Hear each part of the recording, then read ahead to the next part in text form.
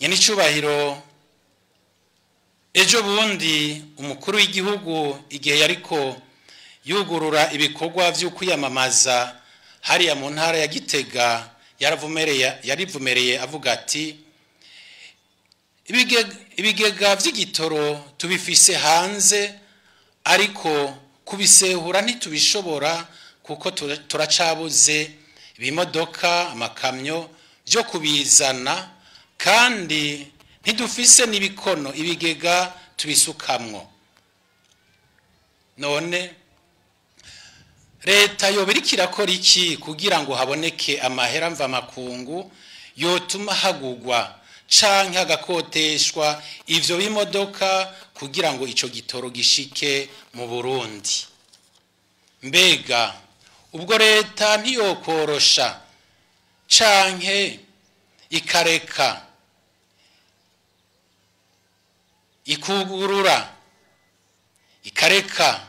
ikugurura abigenga canke amasosiyete mbere yahora anadandaza ivyo bitoro, maze ababishoboye bakabizana bakabirangura kugira ngo haboneke ku bwinshi mu gihugu ico gitoro, ko tubona n'ibintu vyankenerwa mu buzima bw'umwene gihugu bizimba kubera ubukene bw'ico gitoro. Murakoze. Ahmad Masudi mugira neza, nkaba nkorera radio Nderagakura.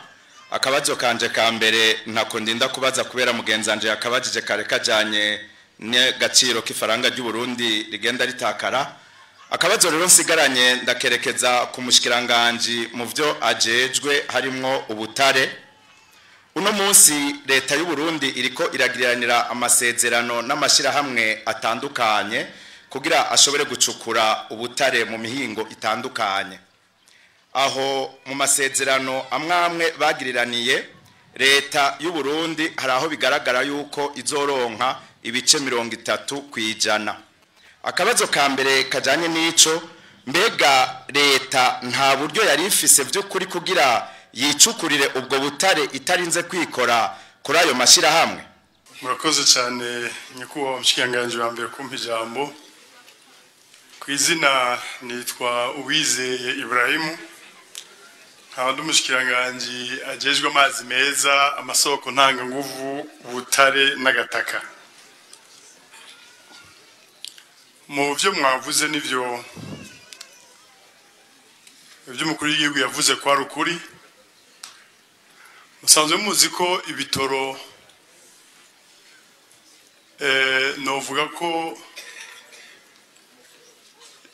ni gisata mu bisanzwe gikomeye cyane, ni gisata iyo hagize igihinduka usanga mu buzima bw'abene igihugu hari byinshi bihindutse.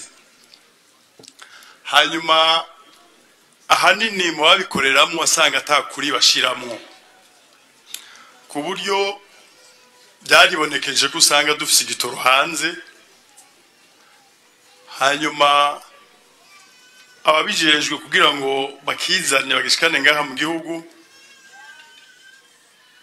twarabishizemo n'inguvu nyinshi n'uburyo bwabonetse, ngo usanga batuzanira gike ugasanga haje amakamyo 10, amakamyo 15, kandi bari bakwiye gushira mu makamyo menshi cyane, gutyo igitoro ikaza mu gihugu cyacu. Byaribonekeje kuko n'ubu tuvugana hariho amakamyo basanga hagaze kandi bashizemo igitoro, mugabo ukibaza ni giki cyatumye ayo makamyo ataza. Harimwo ibintu byinshi bikorerwa musanga bidashimishije, niyo mpamvu dukoresha ingufu nyinshi kugira ngo igitoro kize. Mu byerekeye ibinogo navyo nivyo turafise ibinogo bijamo igitoro tubiteranyije bishika hojamwo hafi nk'imiliyoni 60, vyaba ibinogo vya leta canke ibinogo by'abikorera utwabo. Ariko rero kugira ngo ubone umuntu azana igitoro dufise cyose akizanira rimwe gishikane ngaha, niho hari agahaze ugiye ukaraba ibikorerwamo. Rero usanga ahanini nyabiba bidashimishije, harimo ubutiriganya ugasanga harimo amanyanga ahanini usanga tuko duhura nayo kugira ngo igitoro kize.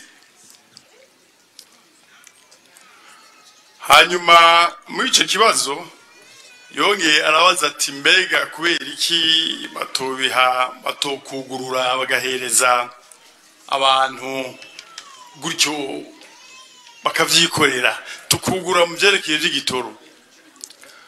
Uravye iyo amafaranga asanzwe ava amafaranga yo hanze benshi ubwirukiro baraba ni banki nkuru y'igihugu. Abo hambere byarigeze gushikaho wasanga bahabwa amafaranga bakaja kuzana igitoro, ariko tubiravye neza basanga hanini n'igitoro kije kitangana n'amafaranga twatanga. Harabo twakuramwo abandi tukabaha gasopo kugira ngo bibananje ko bahava bahanwa, aho tubone ko bibananje niyo twacira dushiraho urwego rujejwe rwa leta gukurikirana ivy'igitoro igihe dusanzwe tuzi ko amafaranga agura igitoro ava hanze ari make. Kuba make rero byavuzwe, ariko biterwa hanininya n'impamvu nyinshi cyane zacinga mu gihugu cyacu.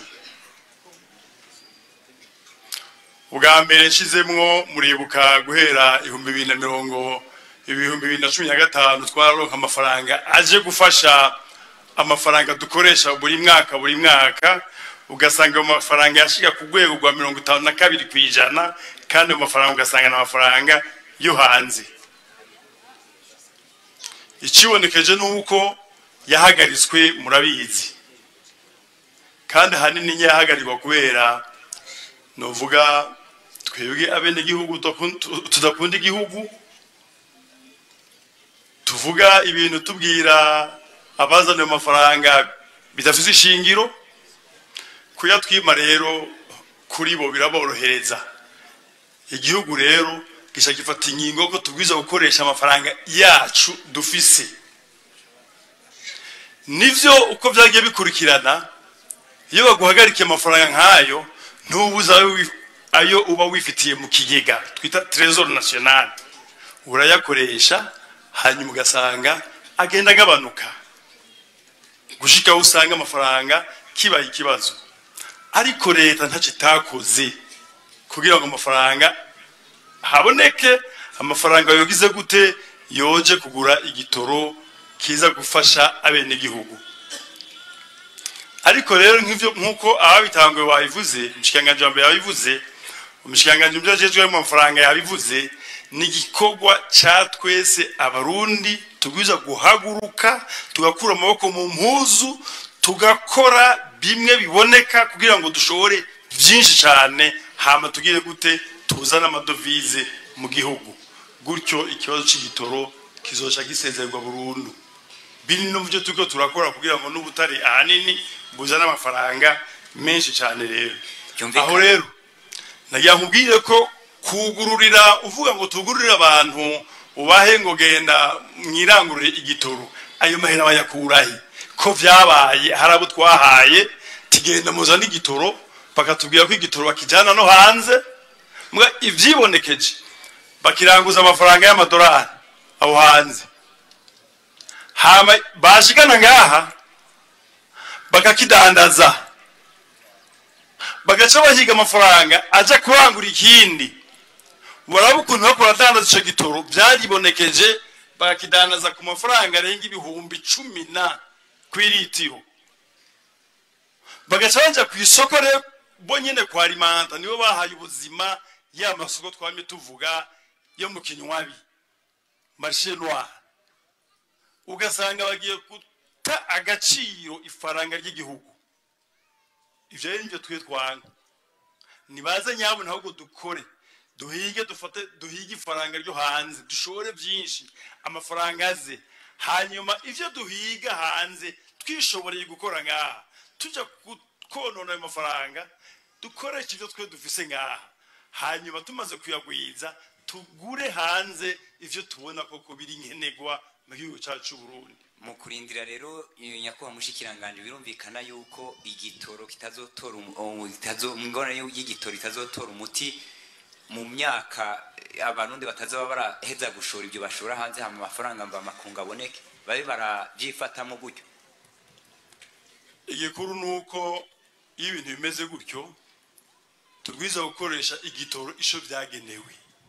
Ugasanga umuntu afite imiduga 6 mu nzu ariko agwana aho igitoro ngo wuzuye imiduga warabica akora ngo aterere azana ifaranga ryo hanze aterere igihugu ugasanga ntari hari akabuwa mbere kuvuga ngo igitoro cyabuze ngo amafaranga yabuze hagura bambarira ubonda babaze mwaterere yangahe mwazanya ngahe mwashoye hanze iki mwazanya amadolari ngana gute hanyuma igihugu nicyakoresheje neza abo nibo ndondera mugihe bitaruko rero ku mafaranga dufise igihugu kigerageza kikikokora kikaduha amafaranga yo kuzana igitoro tugifate nkuko dutunganya amaraso yacu agendera mu buzima bwacu tukibungabunga nkuko tubungabunga ibitugenderamo twebwe hama tuyikoreshe ibyankenegwa ko niko no kwishura murakoze.